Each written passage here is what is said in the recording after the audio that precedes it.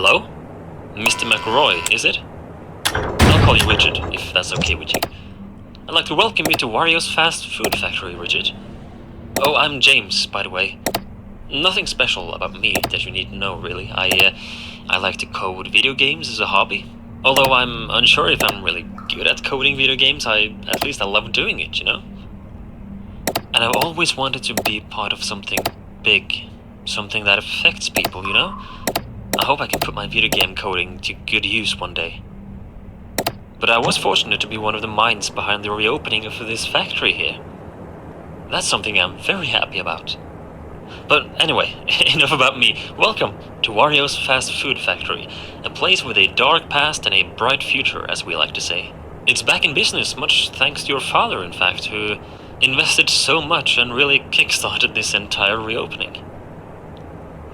The original owner, Wario, hence the name Wario, of course, he died 7 years ago, you see, back in 2007. Tragic stuff.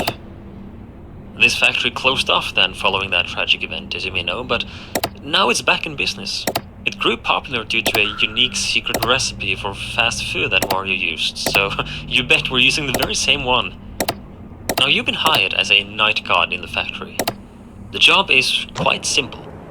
Be glad you're not here during the day shift, I tell you, where all the machines have to be operated and all that stuff. All you really have to do is to keep an eye on things. It sounds vague, I know, but it's not that much more to it, really. You're currently sitting in the main office of the factory, and seeing as the place hasn't been used for many years, we cannot know for sure just how functional the old machinery is yet. Has everything remained intact? It's hard to say. That's why you need to remain in your office and watch over the factory using some brand new security cameras we've installed. Straight from Secure Incorporated. Just open up the pad you've been given and have a look around. Just make sure everything looks okay, pretty much. You only have so much power at your disposal at night, however. Try not to use all of it. Having that camera pad open drains some of that power, but even worse is the door to your left and the control room window to your right. As you have probably seen, we have installed some buttons you can use for each one of them. The red buttons will bring down strong metallic doors, and the white buttons will trigger lights in the respective doorways. Keeping these doors down drain quite a lot of power, as do having the door lights active. Please only use these when you need to. When would you need to, you might wonder? Well, there have been rumors going around for years that this recipe that Wario was using and that we are using now was quite interesting to money-hungry thieves back in the day when the factory was up and running. So the doors, the lights, it's just for safety, really. Mandatory precautions, that's all. No worries. Just keep an eye on the camera pad, yeah? Otherwise, you should be good, I think, yeah. We are very excited for this new era of the Wario's brand. So, have a good night, Richard, and I'll give you a call tomorrow.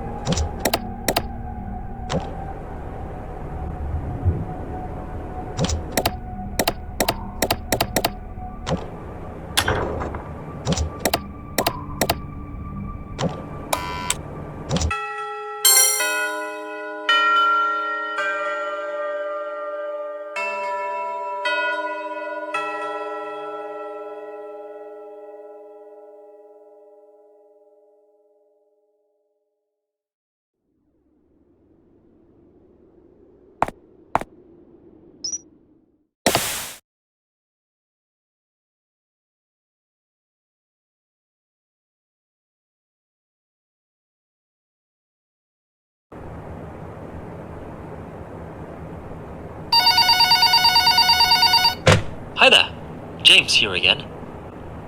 I heard you did good last night. Well done, Richard. Remember, if you see anyone snooping around at night, you tell us about it, yeah? We don't want another uncomfortable incident, like... Anyway, I heard from a co-worker today that you had questions about this place and its past.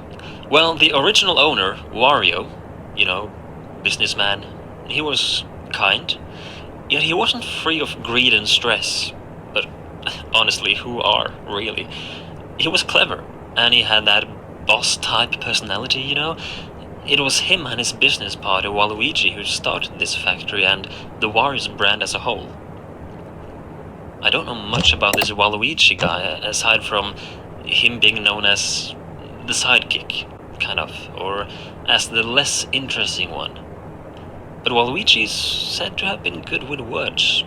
Charming, convincing, clever, but also insecure.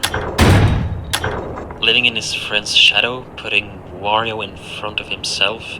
A people pleaser. That's how people described him. But also a people knower, apparently. He knew how to convince people, getting them to agree with him. That's probably why Wario chose him to be his business partner. The two of them made a good team, apparently. They started a cafe. That was the first thing, back in the 80s, you see, the late 80s. Wario's Cafe, it was their first business, and that's also where this secret recipe of his found its footing and grew popular.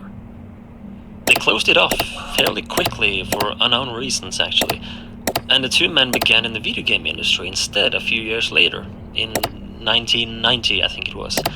WarioWare Incorporated. You might have heard of it. It was quite a spectacle, and the ideas and products from there were impressive, to say the least. However, people called the place haunted. Rumors has it that even Wario himself claimed the building felt off. And WarioWare actually partly burned down a few years later, unfortunately. It must have been an electrical fire, I guess. But that's when they were able to found their third establishment, which was this very fast food factory. I think it was a lifelong dream of Wario to build this factory, and finally it was up. And things were going well until, I told you the owner died. But that's not quite the entire story. He, Waluigi, along with 3 of their co-workers, completely disappeared one day. Gone. Nobody found them, heard from them, nothing. People had claimed to get strange vibes from the factory since day one, and the disappearance of these 5 didn't exactly lighten those rumors up. Some have even used the word cursed when describing this place.